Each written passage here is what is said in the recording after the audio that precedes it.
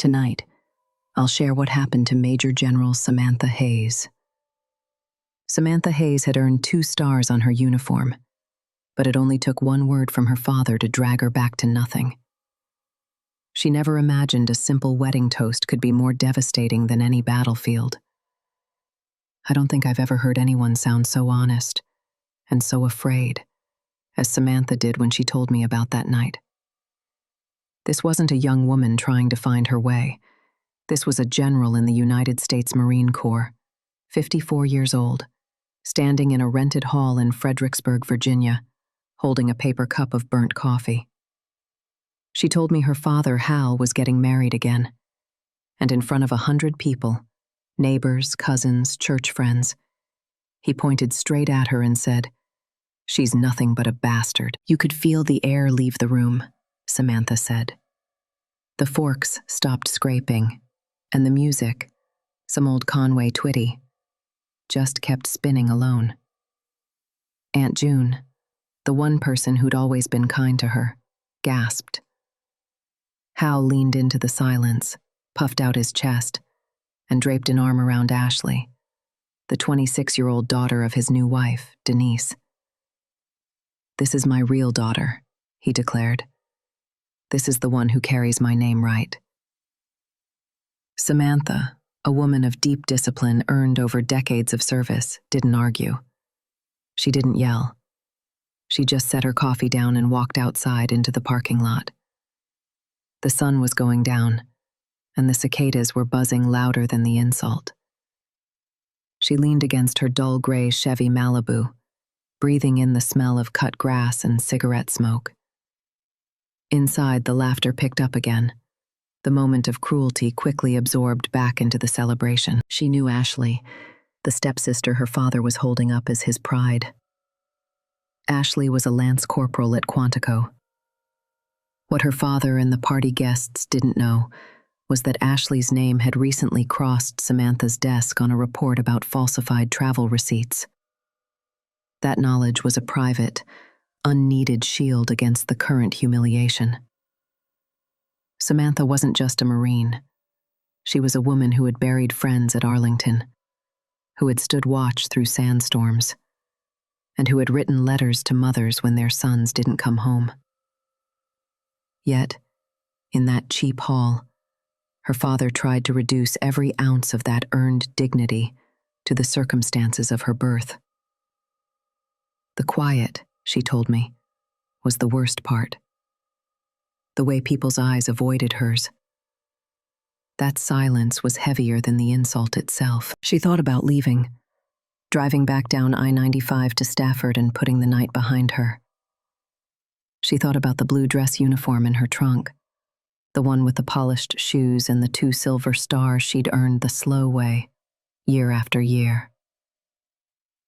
She remembered her mother, Maggie, long gone now, who used to say, "Samantha, you don't have to fight every fight, but the fights you do pick, fight them clean." So she stayed in that parking lot, letting the cicadas fill the emptiness Hal had left in her. She decided that when she walked back in, she wouldn't fight dirty. She was going to stand as who she was, nothing more and nothing less. But the truth is, the sting of those words, that silence in the Legion Hall, that's where her story really began. She didn't sleep much that night. Every time she closed her eyes, she heard it. "She's nothing but a bastard." It was the small-town words from your own blood that cut deeper than any battle. She thought back to Leach, Texas, the duplex that rattled in the wind. Her mother, Maggie, working double shifts, smelling of fry grease and coffee, with a backbone stronger than any man Samantha had ever met.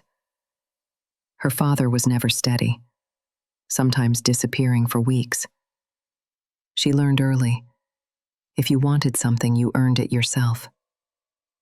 Samantha told me how, when she was 13, Hal had looked across the dinner table and said, "You'll never be more than your mama." He thought it was an insult. Samantha took it as a compliment. The summer after high school, she walked into the Marine recruiter's office on Slide Road and signed the papers. Her mother cried, not because she didn't want her to go, but because she knew Samantha needed to. She told her, "You want out, earn it." Paris Island was brutal. Sand fleas, heat, drill instructors in her face. But she didn't quit. Every time her legs wanted to give out, she thought about her father's words. She didn't rise fast, but she rose steady. First lieutenant, captain, major. Each step marked by quiet acknowledgement. "Ma'am, you're solid." She spoke of Okinawa, the humidity that clung to your skin, running drills until midnight. She mentioned Quantico, training officer candidates, wearing through 3 pairs of boots. She talked about desert tours, signing condolence letters by flashlight, standing by flag-draped coffins. She rose to colonel, then brigadier general, and eventually major general, the kind of rank that wasn't supposed to happen often for women in the Marines. She wasn't chasing stars. She was just showing up and following through. The weight of command is steady, relentless, and lonely. But she carried it because it was hers. She earned it. And no one, not a drill instructor, not an enemy, and certainly not her father, gave it to her. The wedding invitation had her name spelled wrong. Laura Whitaker. That was Hal all over, never bothered with the small things. She only went because Aunt June asked her. She was at Quantico overseeing a promotion ceremony that morning. Blue dress uniform, 2 silver stars gleaming. By habit, she put the uniform in the trunk of her Chevy. The drive was a slow crawl of I-95. Inside the Legion Hall, she wore a plain navy dress, wanting to avoid attention. But then the toast began. Hal raised his glass, his voice swelling, and he pointed straight at his own daughter, the general, calling her a bastard. And then he pulled Ashley close, declaring his stepdaughter, his real daughter. Samantha walked outside, the heat rising off the asphalt. She stared at the garment bag in the trunk. The 2 stars hung silent inside. She had chosen silence, but now she realized silence had a cost. She pulled out her phone and called an old friend, Major General Samuel Ortiz, retired. She told him what happened. "What are you thinking, ma'am?" Ortiz asked. "Part of me wants to walk back in there wearing it. Part of me thinks that's petty." Ortiz's voice steadied. "You earned that uniform, ma'am. Every stitch of it. Wearing it isn't petty. It's the truth. Don't say much. Don't raise your voice. Just be who you are. That's more than enough," she decided. She unzipped the garment bag. The smell of wool and starch hit her like memory. Piece by piece, she put it on. Shirt crisp, collar tight. Medals pinned in precise rows. 2 silver stars gleaming at the shoulders. She checked herself in the rearview mirror. The woman staring back wasn't just the daughter of Maggie, dismissed by Hal. She was Major General Samantha Hayes, United States Marine Corps. She walked back into the hall. The sound didn't just quiet, it died. The crowd froze. Every pair of eyes followed the 2 silver stars gleaming under the fluorescent lights. Samantha walked in steady, her heels clicking against the linoleum. Her father froze near the head table, his smile stiffening into something cold. Ashley was mid-laugh when she saw her. Her gaze caught the ribbons, the stars, the cut of the uniform. The color drained from her face. She backed up a step, and her voice cracked loud enough for the whole room to hear. "Oh my God. She is my general." Samantha didn't raise her voice. She didn't need to. She walked to the head table, turned, and faced the crowd. "I came tonight to wish my father a good life," she said, her voice even, calm.